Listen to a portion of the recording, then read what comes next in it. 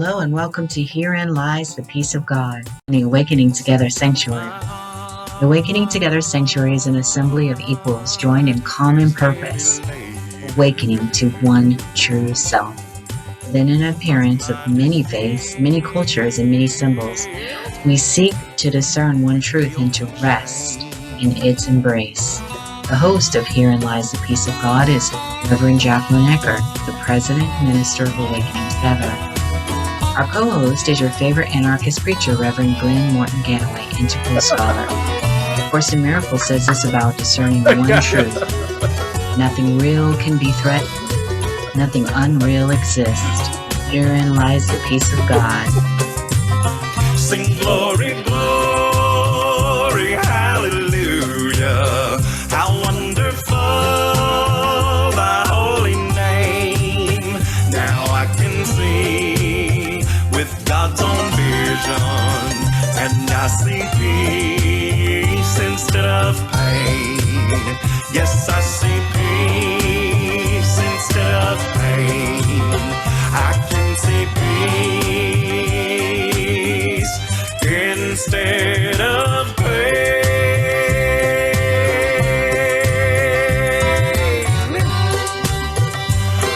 Amen.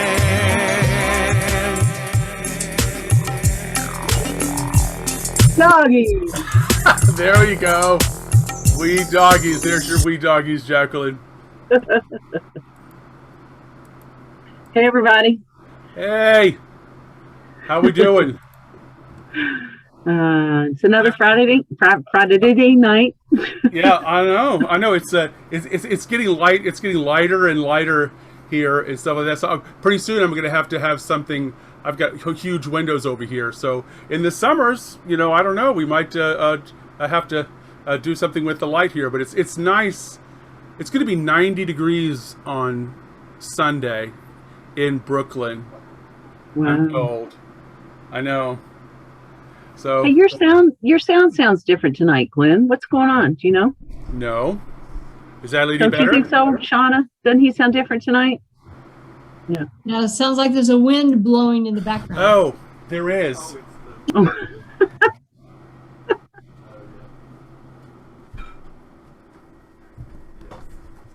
That must be the air. Now, how warm did you say it was there?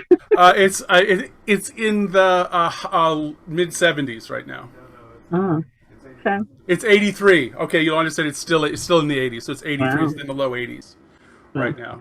So welcome to low 80s, a Brooklyn third floor walk-up apartment in which I've had to turn the air off. Because we made him. What is that sound? I saw like you're on a lift. You're on I guess in an airplane or something. How was your week, Jacquelyn? How have you? I know you've been really busy, haven't you? I have been really busy because you say, how's your week? And I'm like, what week? I know. See, I work 9 to 5. I go into. I'm a spreadsheet jockey. I go into my 9 to 5 is so. My days are broken up. I know what days are Mondays anymore. Again. Yeah, well, I envy you that. But I just I am blessed. I am so blessed to for my work and my spiritual practice to meet so closely, so often. It's actually very lovely. Yeah. I'm fortunate as well. It took me bottoming out on some jobs that made me a lot more lucre, as they say, than the jobs that the last couple of jobs I've had in the past. But at each new job, each time I move on to another job, it's more aligned with who I am. Yeah. So I'm really fortunate in the sense that I help to manage healthcare and pension for essential workers. Nice. Yeah, so that's nice. like, okay, that's really good. And I make the employers, I chase employers to pay their dues and their benefits and their health care and stuff, and to protect the rights and health care of nurses and assistant nurses and garbage men. Amen. You're fighting the good fight. Home health workers and truck drivers and factory food processors and things like that. So I'm really proud of the work I do. And it's really good. So if you've been following along, we're doing the characters of we're doing the manual for teachers, and this section we are still in. We don't seem to, this is quite a deep thing that she starts out with. The Course in Miracles starts out with a trust in the characteristics of the teachers of God, and we're up. What are we up to now?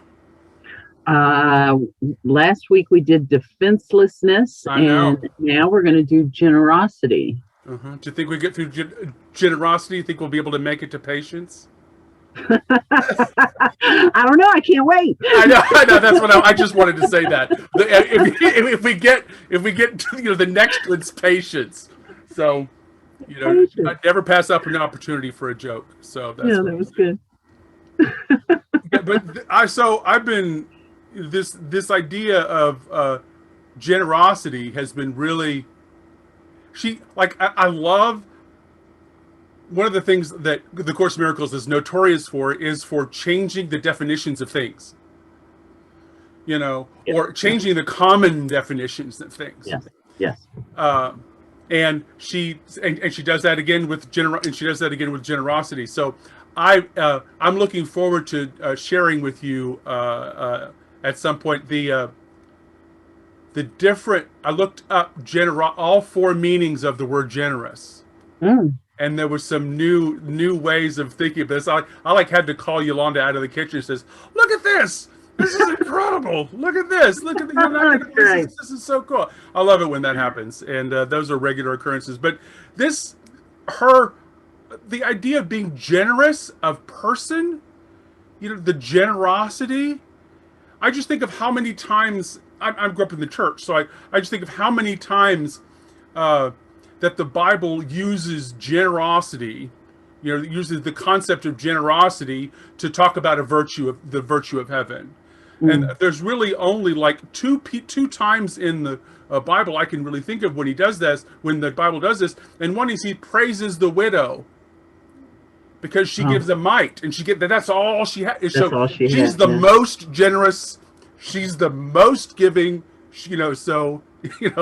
The widow's mite is the greatest gift, right? The other is Jesus' whereabouts were sold for 30 pieces of silver. That is a lot of money in that time.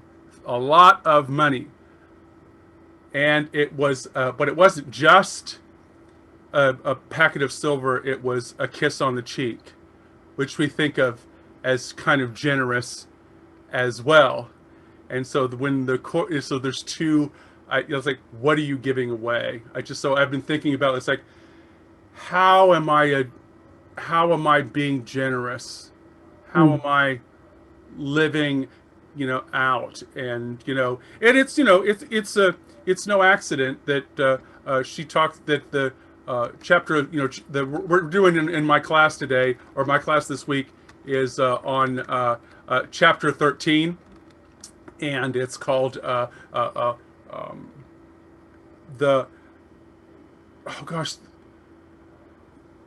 guiltless, the guiltless world. The guiltless, the guiltless world. So the guiltless world is giving what you receive. It's like you give away what you want to get. Again, if you want to live, in a guiltless world, you have to first give away. You have to first forgive the world to live in a guiltless world. So combining those things with generous has been really working with my mind about forgiveness and guilt and letting go. And it's like just this. What? What? Let me say something. yeah, I get it. And that is, I talk often about how the Course is written to the ego. Um, and while she certainly turns the concept of generosity on its head by redefining the term, as you said, she still keeps a hook in there for ego, something for ego to sink its teeth into, because she talks in ego language. Mm-hmm. Look, if you give this is what you will get. And it's just so funny that she continues to feed, because if she didn't continue to feed the ego, we'd all throw the book out. We wouldn't have even made it to chapter 13, right?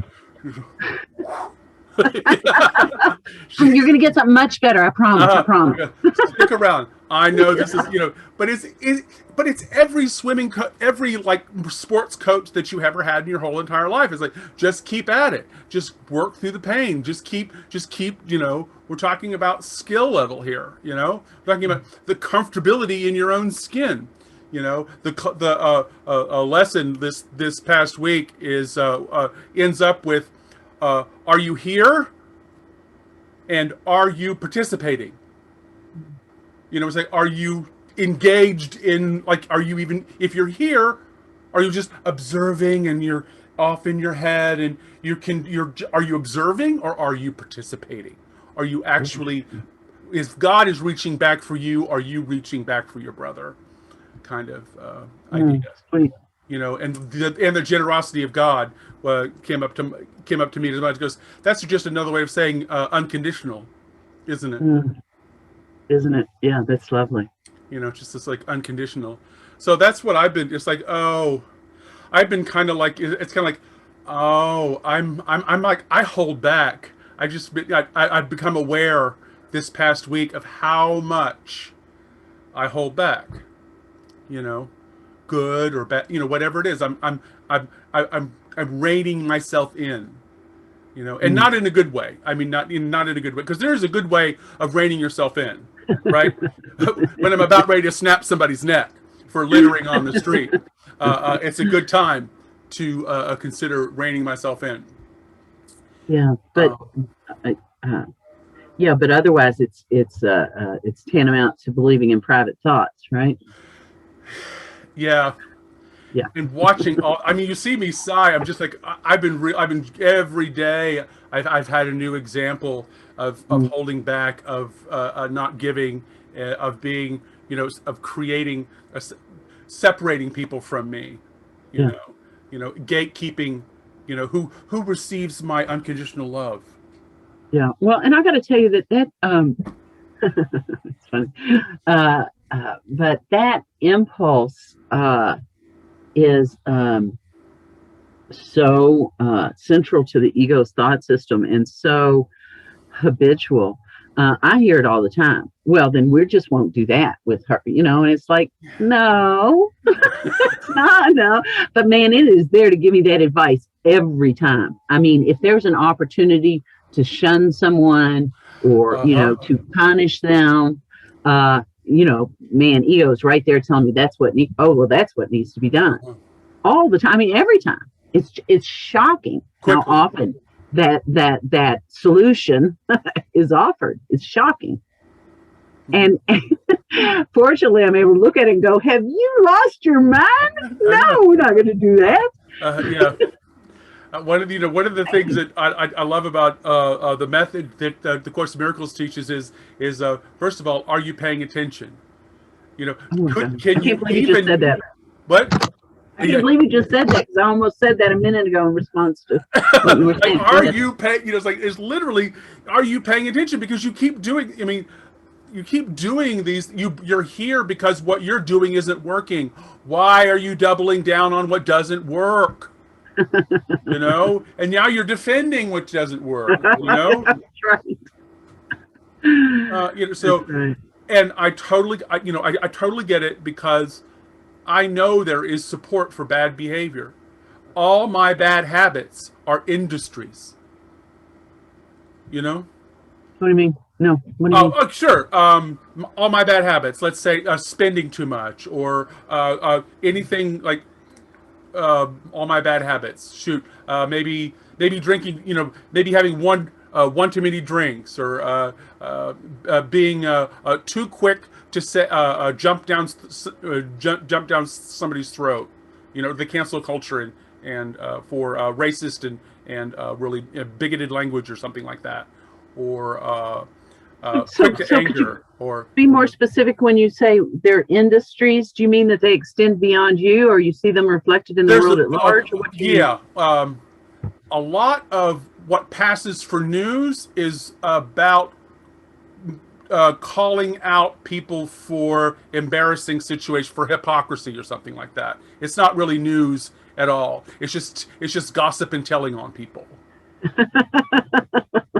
That's funny. Now I can't wait to watch the news now. From that perspective, is there really any? Are they telling you what's happening and what happened after this and what this person said and then this is the move? No, not generally. They say this is bad because this person did this and this person did this, and if they, it's never this is what's happening. It's always in the couched in the. This is how somebody else is wrong. Mm-hmm. Yeah, this is how somebody else is wrong. Wow. Every vice is an industry.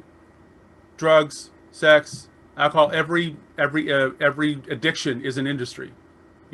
Every food. That's what I mean. Like every bad habit is an industry. Every. Interesting.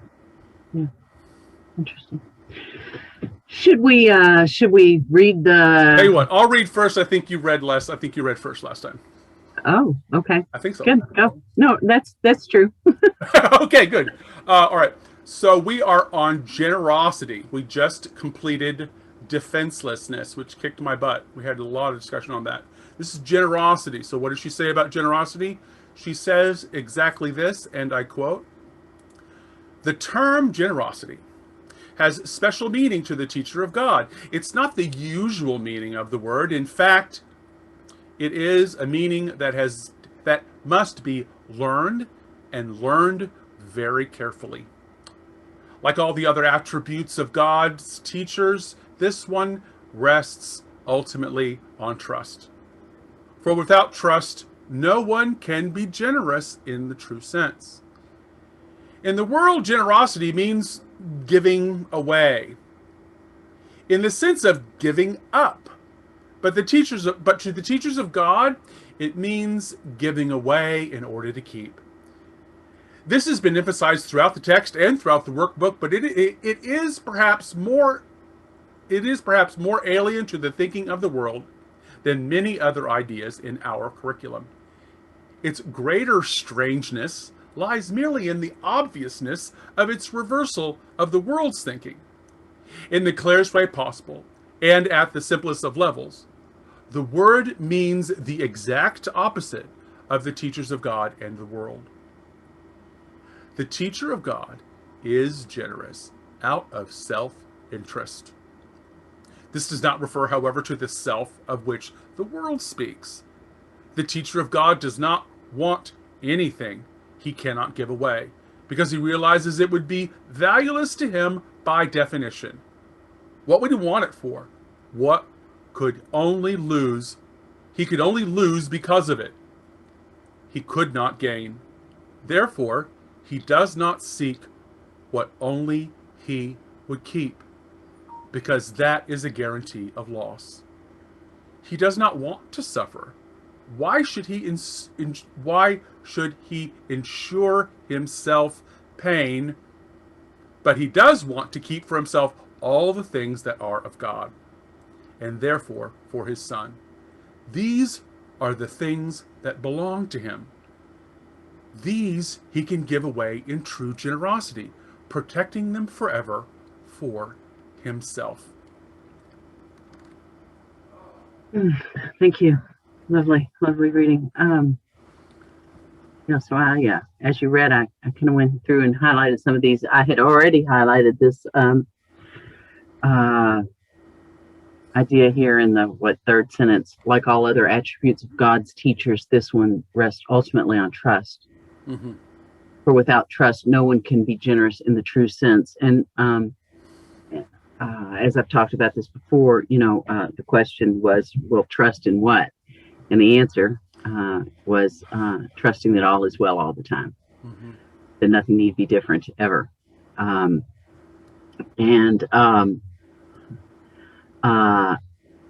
It's funny because, you can read this manual for teachers as if it were mere words. Oh, yeah. So I really appreciate this opportunity to dissect it, if you will, because really to contemplate it, because you don't just read the words, all of these other characteristics rest on trust. You get how all these other characteristics rest on trust once you give this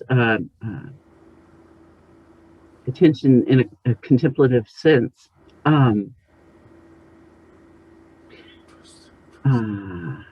So anyway, it says to the teachers of God, it means giving away in order to keep. Now, again, this is the nod to the ego. It's like, look, you get, and it's not really true. It's not really true. You get to keep regardless. You can't unkeep, right? Yeah. What you are is what you are. Whether you recognize that is another matter. So it could easily say it means giving away in order to recognize the gifts that are yours by the nature of your being, by inheritance, as the Course would say, right?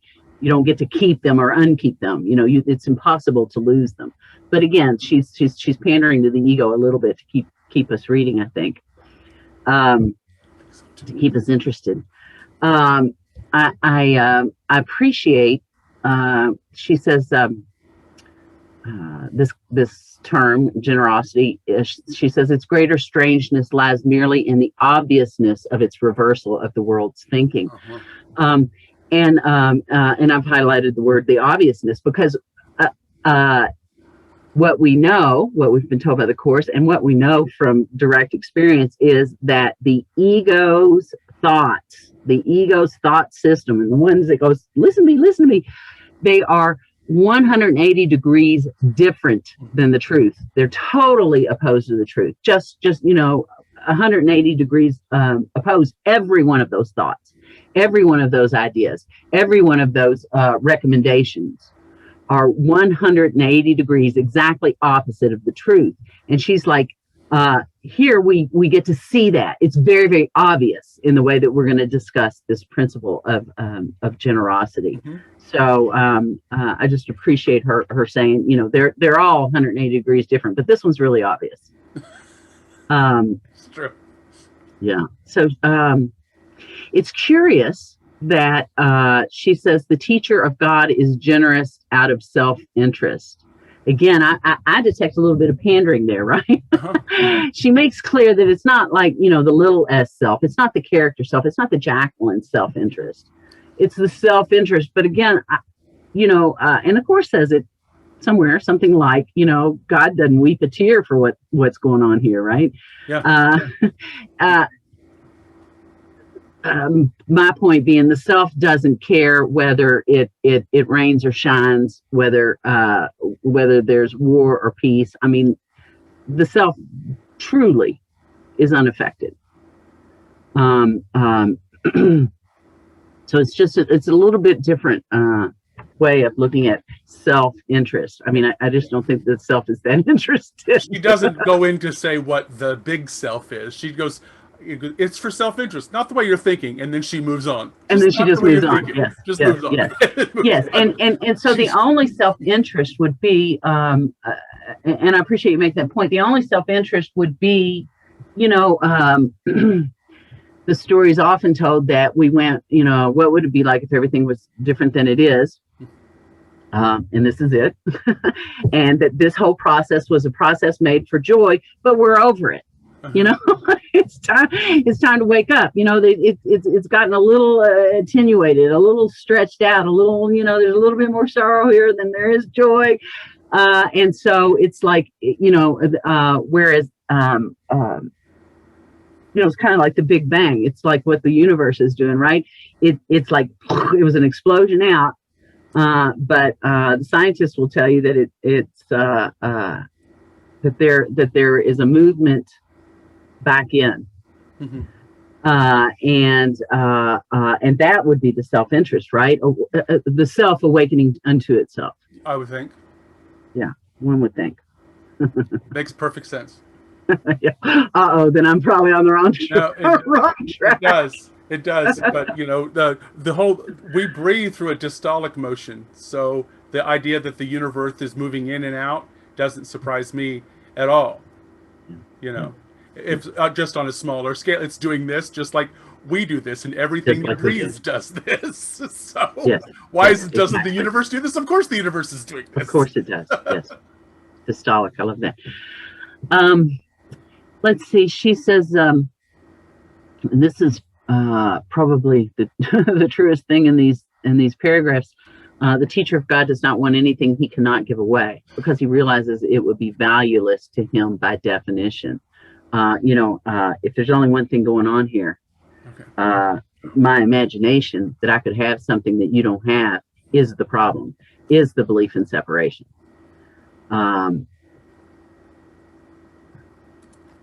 Again, here, a little nod to the ego, a little truth mixed in. He could only lose because of it. He could not gain. Well, gain and loss are ego terms. Mm-hmm. But again, we're keeping you in here, and we're keeping your feet moving in the right direction. So, but it's true. You lose by, you've made your choice. If you want something that no one else can have, you have made your choice between the two thought systems, between the belief in separation or the belief in oneness. That doesn't sound and very you generous. lose, huh? No, that doesn't sound very generous at all. No, that's not generous at all. You lose, you lose in that, in that thought system of separation is only suffering. That is where we create our suffering, and that's how we lose. It certainly feels like a loss. Well, she says that he does not want to, let's see, therefore he does not seek what only he could keep, because that is a guarantee of loss. That's all separation is, right? He does not want to suffer. Why should he ensure himself pain? But he does want to keep for himself all things that are of God, and therefore for his son. Though, and here, okay, maybe this is the truest line here. These are the things that belong to him. The things that he keeps by giving away are the true attributes of God, of the Son of God, right? Of what we are, of the one true self. So let me read you a little bit. These are two different writings with inner wisdom. So they come anyway. I'll just read them. Please. I won't interpret. Generosity is merely extending the boundaries of one's self, capital S, extending the boundaries of one's self.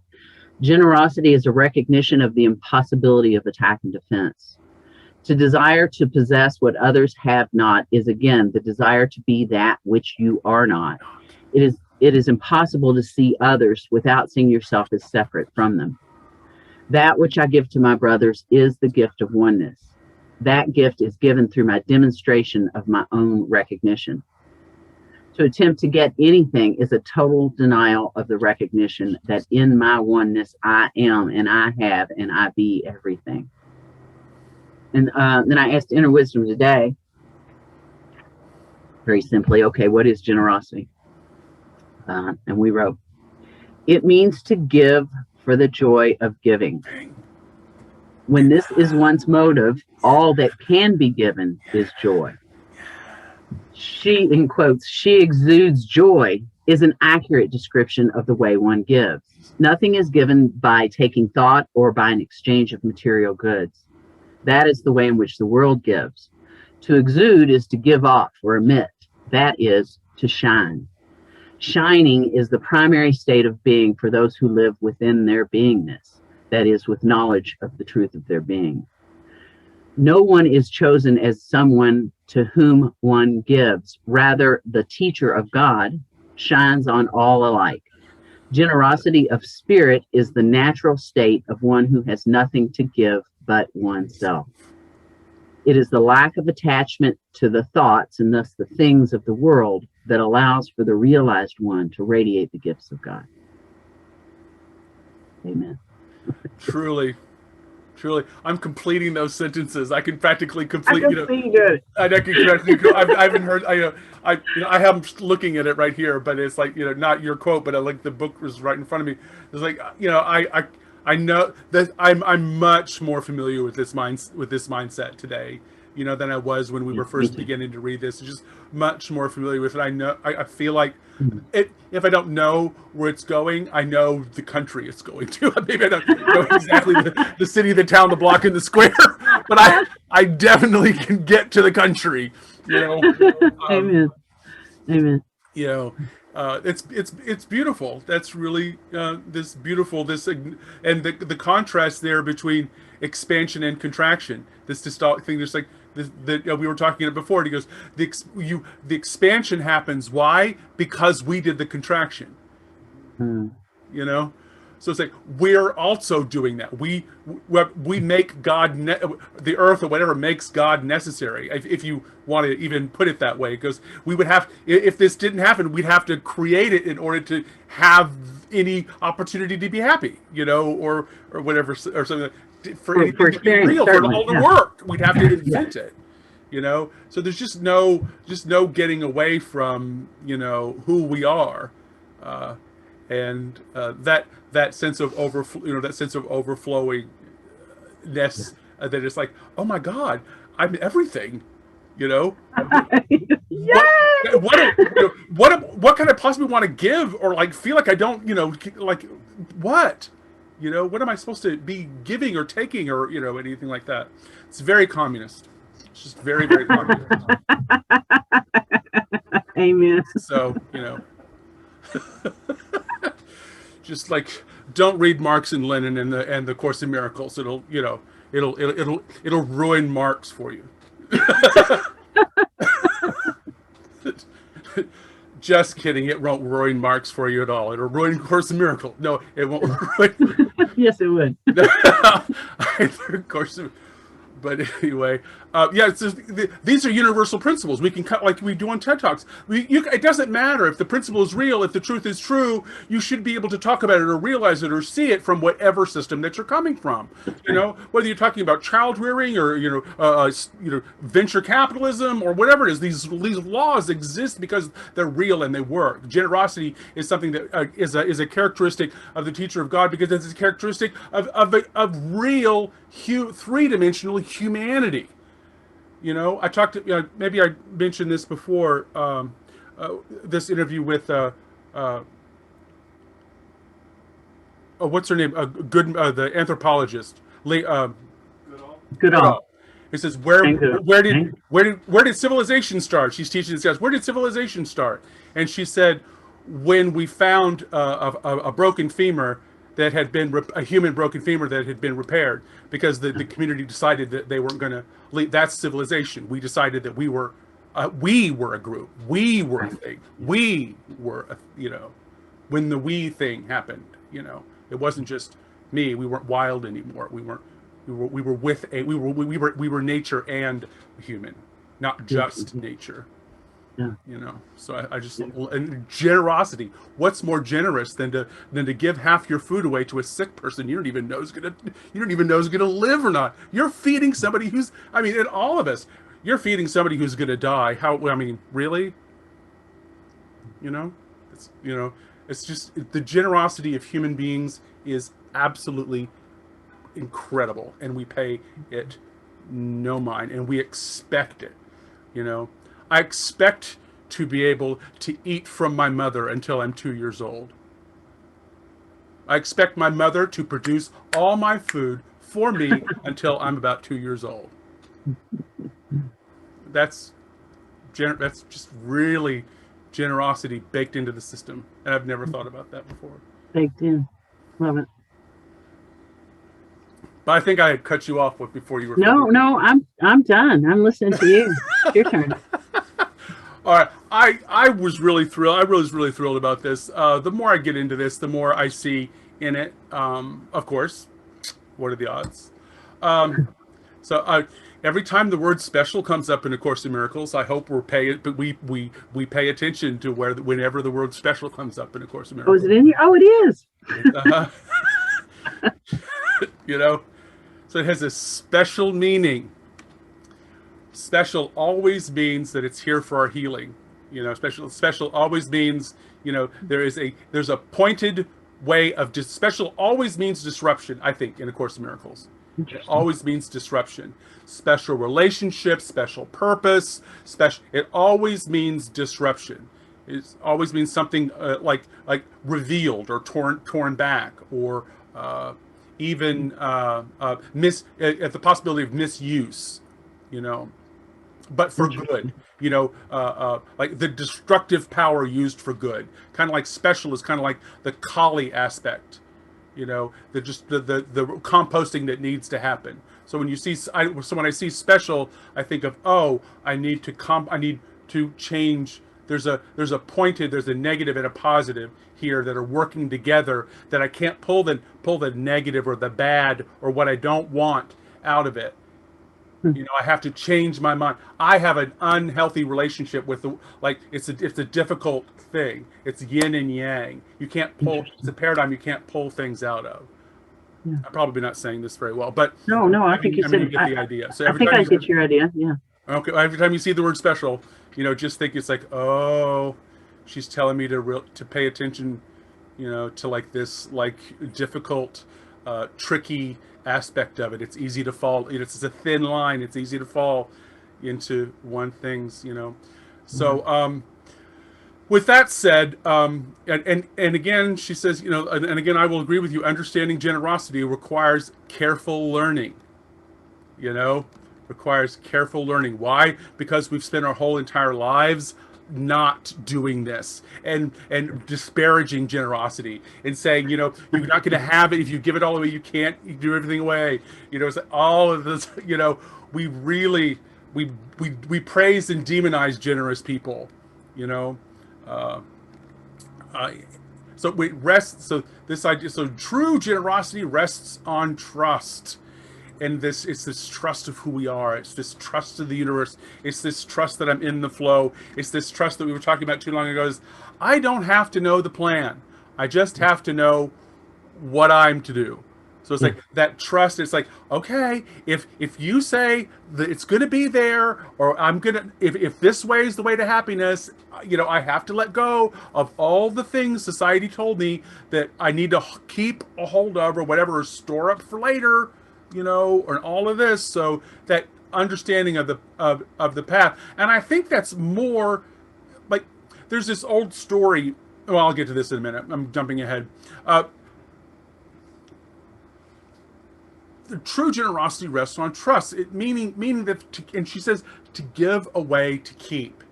So again, she says this over and over again in the Course. Giving is receiving, right? Mm-hmm. Being is having. She says this a lot of times. Give away in order to keep. So think about this. What do we give away that we don't want back? Oh. What? Ideas. Idea? Oh, no. So what do you give? Ideas that you don't want back. I don't want them back. You don't. What do you give away that you don't want back? You're wrong. Trash. Trash. That's exactly what I was. That's what I wrote down. It goes. So it's like, what are we storing? What are you not giving? The things that you don't give away, or like the things that you give away that you don't want. It's like, oh. And so, what are the things that we keep that we don't ever want to give away? Riches, treasures, right? Hoarding, right? So all these concepts are wrapped up in this idea of, am I generous? What am I keeping? And what am I giving away? Am I giving away what I want more of, or am I giving away what I never want to see again? Right? So right. It's kind of generous to give away clothes that you don't wear and that have holes in them. That's kind of generous. It's kind of generous to give away your worn out shoes, Not really. To a guy who has no shoes, worn out shoes, or anyway. So it says that this idea of like what we do with generosity in this culture. It's like what does it mean to be generous? And that's how she really flips it for me. She really does. So what is this reverse? So she reverses. So this is the optimist. She goes, these are alien ideas to the curriculum. The alien ideas of the curriculum, right? Alien ideas of the curriculum. So she's placing the curriculum outside of the world's ideas, making them alien, making them extra. I love it much. So I always like to pay attention when she uses the word alien as well. Alien, she uses it for both the ego and for the curriculum. So she goes, it's really this dramatic sense of separation when she says alien. So I really like that. So in the second part, she says generosity is self-interest. And I so this is what I've been working. It's like generosity is self-interest. So it's like this expansion idea and seeing people as yourself and being generous and everything, which is why I cited it's kind of cringe, because I have a lot of trouble, not a lot, I'm doing better, but I still have that when I see, a woman walk in front of me 2 days ago who just pulled toilet paper out of her bag and just drop it on the street. She wouldn't let me put it back in her car. I don't know why. She wouldn't let me put it back in her car. She got very upset with me when I tried to put it back in her car. I bet. So,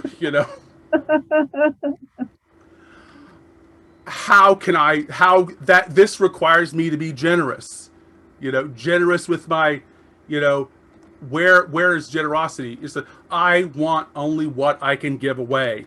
And truth be told, I don't really want to give away anger and self-righteousness and, right. And all those things. I really don't. But effectively, that is what I'm giving away. I'm giving away shame and blame and intolerance and, and all of those things. That's right. So but in this culture, what we say to the world is we give away what's valuable to us. Like, I want you to have, it's birthdays are ways in which we give. It's the day that people get to give to you, that you get to be the receipt of the generous, and so people get to be generous. They get to give you, they get to give you things, and so we think about giving away and not ever getting back as generous. That's what we really do think. I'm giving you this gift. I mean, she says that in the beginning, but we celebrate that kind of, like, you can have it, I don't want it anymore. This is all yours, right? Yeah. So we create a virtue out of this just for me thing, So the Holy Spirit asked me to flip it on its head again. He goes, really, give away what is really valuable, not what the world tells you is valuable, but give away what is really valuable. And if you don't know yourself, I don't know what's valuable. Yeah, that's right. I can't give away myself. I can't give you what I don't know. I can't give you what I don't value. And if I certainly don't value myself, I have no generosity whatsoever. That's true. So this idea of I keep God's gifts to me in my brother.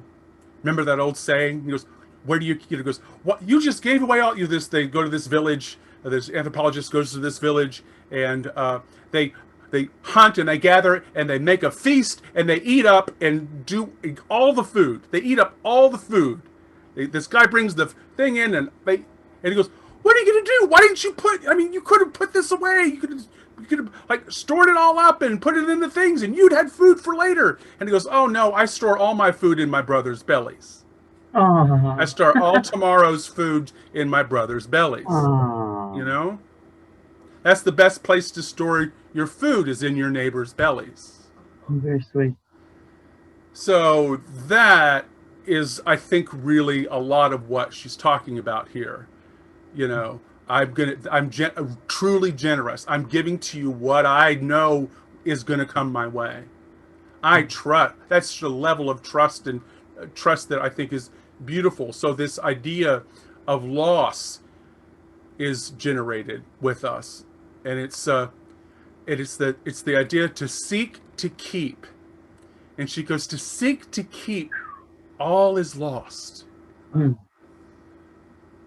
To seek to keep, all is lost. How many movie plots is that? Like hundreds and hundreds and hundreds. So she says this leads to suffering and pain. She brings the physical world into this. She builds your existential world. She talks about anxiety and suffering. You know, if you aren't going to be generous, you're asking for anxiety and suffering. You know? So here we are. I looked up the word generous, and this is what I thought was so cool, Jacquelyn. I wanted to share it with everybody. I'm so excited. These definitions of generosity. The first definition is the one that she gives, that she says is the world's definition in it. She goes, the liberal in giving or sharing, unselfish, as in a generous patron of the arts, right? So generosity is mostly giving to people you don't have. It's hierarchical. It's power over. It's of the ego. You're a generous person. I have so much I can give it away, aren't I? You know, So the second definition is free from meanness or smallness of mind or character. Yeah. Free from meanness. I cannot say I am free from meanness today. So generous, being free from meanness or small-mindedness of character, and she says generosity is like being magnanimous. You know, magnanimous. How would you like that to be somebody to say that goes, oh yeah, Jacquelyn, she's very magnanimous. You know? I like that. I like that too. I want to, I want to develop that character of God, as characters of the teachers of God. So here's where it gets kind of good. Generous, large, abundant, ample, as in a generous portion of pie. Yeah. Like, I don't know about, so I grew up in the era of polite compliments. And I remember one man saying to my father, that's a very generous woman you have there. And he didn't mean she gave away a lot of money. It wasn't because she was giving away a lot of money. Girl was stacked. So generous, being ample, being able to supply like food and being, that seeing somebody as ample. Isn't that perfect, being the exact opposite of loss? Yes. I just like really wanted these physical loss. This beautiful example. So it's a wine term. Did you know it's a wine term when you're tasting wines? The generous is a wine term. It means rich and strong in flavor. Oh, I love it. A generous wine is rich and strong in flavor. I would say like maybe an Oregonian Merlot, or maybe a Lebanese Syrah or something like that. I don't know. Very, very good. Yeah. So the last one I think I loved the most was it's a farming term. Apparently there are all different kinds of soils that are described in different ways. Apparently there's a generous soil. That's beautiful. And it means that it is fertile and prolific. I love it. So to be generous is to be fertile. It's like not just the thing, it's the thing that generates the thing you're giving. You know, the place where the goodness is grown, Yeah. the fertile. I'm generous because all of this is growing out of me. I'm not. Yeah. I'm not doing it. It's That's right. literally leaving and expanding to me. I am. This is generous soil. This is. This is generous wine. This is an ample life. It's just. It's like yes, yes. Beautiful. All of those things as being as being a way of saying what she's trying to get at when she says generosity is the quality of the teacher of God. And it doesn't just mean that you give $1 to the street people or whatever, or you buy the gal behind you's cup of coffee at Starbucks. That's it's nice. Please do all of those things in spades, okay? Yeah. But that's not what she means. She means like, how does a generous person feel? I would imagine a generous person would feel safe, secure, sure, trusting in the world, powerful, be untouched. You would feel almost like, I don't want to say untouchable, but like kind of invincible, kind of, put a little steel rod in your back or something like that, just to be honestly generous, as opposed to philanthropically top down, aren't I good? Look at me, generous. But that's so I loved looking at the definitions of generous. I got to learn some new things. Let me say that, and I love that.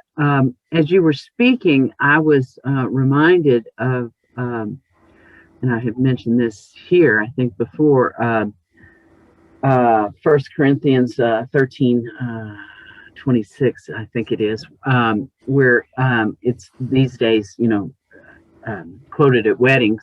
But and it's quoted as love is patient, love is kind. But there are those who say the correct translation is charity. So charity's patient, charity's kind. It does not envy. If you don't mind, I'll read this real quick. Sure. It does not envy. It does not boast. It is not proud. It does not dishonor others. It is not self-seeking. It is not easily angered. It keeps no record of wrongs. Charity does not delight, or generosity does not delight in evil, but rejoices with the truth. It always protects, always trusts, always hopes, always perseveres. That would be a very generous lifestyle, wouldn't it? Yes. Yes. You have to live a very generous lifestyle, if you're. Yeah. And, we talked a while ago about how Ego's one-note song is, they're wrong, they're wrong, they're wrong. That guy's wrong. And you can see how the exact opposite of that is perfect allowance, is never having anybody be wrong. Yeah. It's just never making anybody wrong. Yeah, because they're not taking. So that making somebody wrong, I see today as the belief that they have the ability to take something from me against my will. Sure. And it's like I said, it's a habit. It's not even.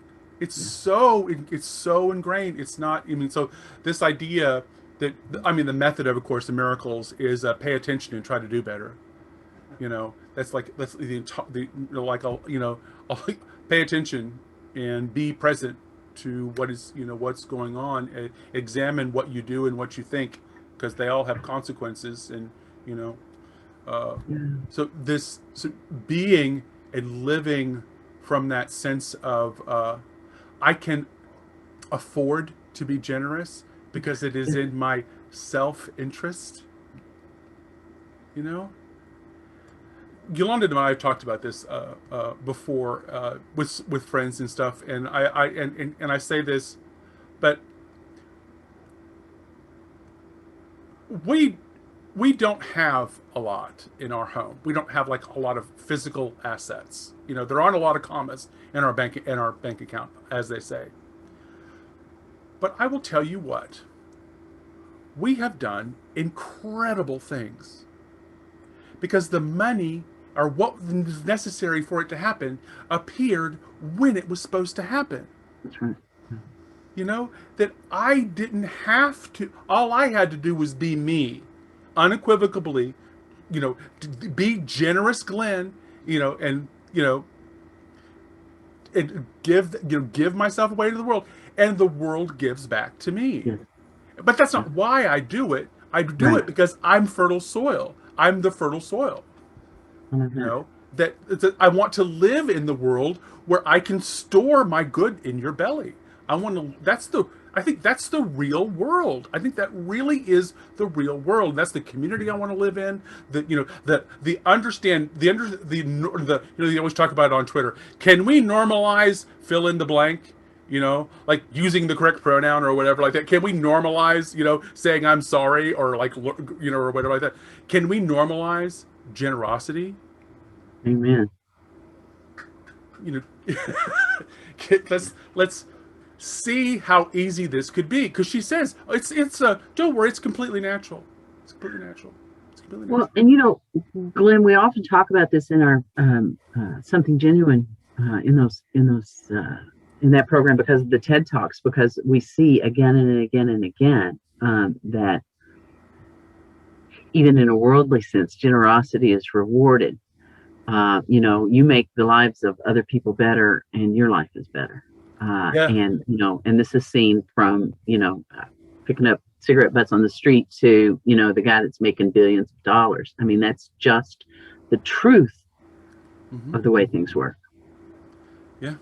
I believe it is too. And I do believe that, like Yolanda says, the consciousness of the world is changing in the way that people were beginning to really work with the idea of seriously being above board, straight up, providing for others, the mutual aid that sprang up all over COVID, I don't know about but there were whole neighborhoods of Hispanic, Hindu, and Muslims that put stuff out on the street and were feeding people in our neighborhood. So, we could live that way. We could understand that if we're hungry, we can give it away. If, our hearts are, I think, bursting with holding it in. Yeah.